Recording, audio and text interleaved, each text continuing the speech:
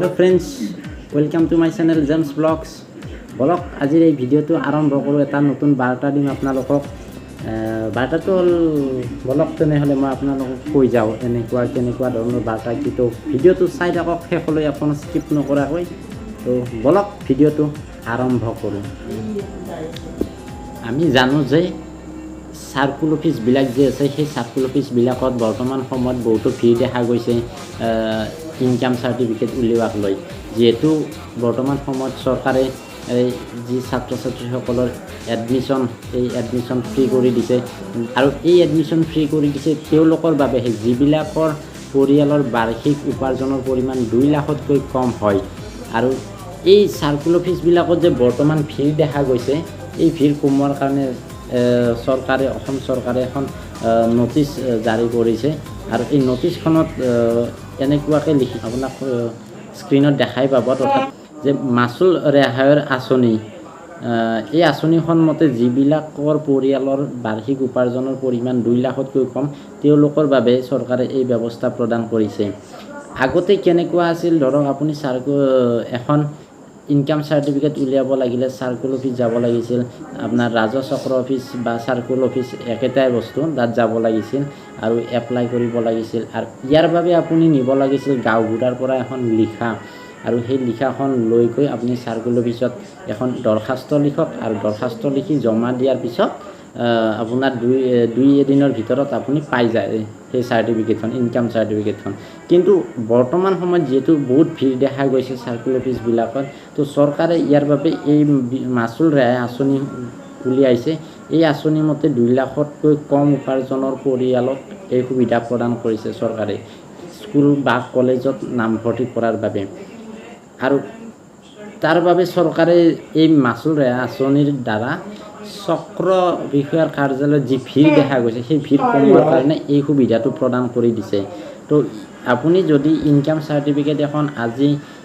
Apply কৰিছে আজি নলাবও পাৰে হয়তো বিশেষ অসুবিধাবশত তো তাৰ বাবে আপুনি এই আঁচনিখনৰ জৰিয়তে কি কৈছে মই আপোনাক বুজাই দিছোঁ যে শিক্ষাৰ্থীগৰাকীয়ে উত্তীৰ্ণ হোৱা শিক্ষানুষ্ঠানখনৰ প্ৰধান শিক্ষক বা অধ্যক্ষই আয়ৰ প্ৰমাণপত্ৰ প্ৰদান কৰিব পাৰিব আচ্ছা আপুনি যদি এখন স্কুলৰ পৰা পাছ হৈ গৈছে বেলেগ এখনত নামভৰ্তি কৰিব খুজিছে তেতিয়া আপোনাৰ পুৰণা স্কুলখনৰ প্ৰধান শিক্ষক বা যিজন মুৰব্বী আছে স্কুলৰ তেখেতে এখন আপোনাৰ ওপৰত ইনকাম সাৰ্টিফিকেট লিখি দিব পাৰে আৰু সেইখন আপুনিয়ে যিখন বেলেগ কলেজ বা স্কুলত নামভৰ্তি কৰিব তাত জমা দিলে আপোনালোকৰ যি এডমিশ্যনটো হৈ যাব নামভৰ্তি কৰিবলগীয়া শিক্ষানুষ্ঠানখনৰ মুৰব্বীগৰাকীয়ে যদি পৰিয়ালৰ বছৰেকীয়া আয় সৰ্বোচ্চ 2 লাখ টকা বুলি পতিয়ন যায় তেন্তে শিক্ষাৰ্থীয়ে এই আঁচনিৰ অধীনত নামভৰ্তি কৰিব পাৰিব আৰু আপুনি যে এই চাৰ্টিফিকেটখন তাৰ বেলেগ এখনত প্ৰদান কৰিব বেলেগ স্কুল বা কলেজৰ অধ্যক্ষই যদি আপোনাৰ এই কথাটোত মান্তি হয় তো সেইখন মতে আপোনাৰ নামভৰ্তিটো হৈ যাব বিনামূলীয়াকৈ সম্পূৰ্ণ আৰু ইয়াতে আছে মাচুল ৰেহাই আঁচনিৰ সুবিধা গ্ৰহণৰ বাবে ছাত্ৰ ছাত্ৰী বা পিতৃ মাতৃয়ে পৰিয়ালৰ বাৰ্ষিক আয় সন্দৰ্ভত এখন শপতনামা দাখিল কৰিব পাৰে কোৰ্টত গৈ পেলাই আপুনি এখন এফিডেভিট উকিলৰ দ্বাৰাই বা যাৰ দ্বাৰাই কৰি আনি আপুনি জমা দিয়ে যে আপোনাৰ ইনকাম বাৰ্ষিক 2 লাখতকৈ কম হয় তেতিয়াহ'লে সেইখন হ'লেও চলি যাব আপোনাৰ আৰু সেইখন আপুনি আপোনাৰ স্কুল বা কলেজত জমা দিব পাৰে তথ্যতে দিছে দাখিল কৰা আয়ৰ প্ৰমাণপত্ৰ সংশ্লিষ্ট কৰ্তৃপক্ষই এবছৰৰ ভিতৰত পৰীক্ষা কৰিব লাগিব আৰু আপুনি যে এই ইনকাম সাৰ্টিফিকেটখন যিখন কলেজ বা স্কুলত জমা দিব এই জমা দিয়াৰ এবছৰৰ ভিতৰত আপোনাৰ সেই ইনকাম সাৰ্টিফিকেটখন সেই অফিচে আপোনাৰ ভেৰিফাই কৰিব লাগিব আৰু এই ভেৰিফাই কৰোঁতে যদি আপোনাৰ কিবা ভুল তথ্য প্ৰমাণ হয় বা আপোনাৰ ধৰক ঘৰত চৰকাৰী চাকৰি বা কিবা আছে বাৰ্ষিক পৰিমাণ উপাৰ্জনৰ পৰিমাণ 2 লাখতকৈ বেছি হয় তেতিয়াহ'লে কিন্তু আপোনাৰ এই যি এডমিশ্যনৰ ফিজ সেইটো বিনামূলীয়া নহ'ব আৰু ইয়াৰ বাবে হয়তো আপুনি দোষী সাব্যস্ত হ'ব লাগিব পাৰে। আপুনি এই ভেৰিফাই কৰাটো